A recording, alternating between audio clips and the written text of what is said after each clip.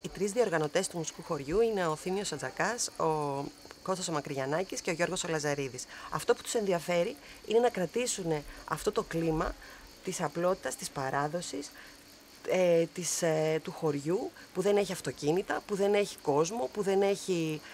πάρα πολύ τουρισμό, του χωριού που είναι απλό και δέχεται τους καλεσμένους του με έναν τρόπο σαν να είναι συγγενείς που έχουν έρθει να επισκεφτούν το καλοκαίρι τη γιαγιά τους.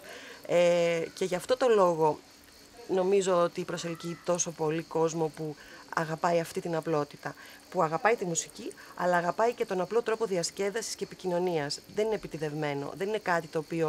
στο οποίο υπάρχει μια επισημότητα. Παρόλο που τα βράδια στις συναυλίες, όταν βλέπεις τους ανθρώπους που περάσαν από δίπλα σου, απλά ντυμένοι, με τα απλά τους ρούχα, να ανεβαίνουν πάνω στη σκηνή, συναντάς καλλιτέχνες μαγικούς, οι οποίοι ξέρουν πάρα πολύ καλά τη δουλειά τους, είναι επαγγελματίες, έχουν εμπειρία και μεταμορφώνονται σε πλάσματα μαγικά επάνω στη σκηνή και σου χαρίζουν υπέροχες συναυλίες, υπέροχες μουσικές. Την άλλη μέρα πάλι είναι αυτοί οι απλοί άνθρωποι με τη βερμούδα και τα σανδάλια, οι οποίοι προσπαθούν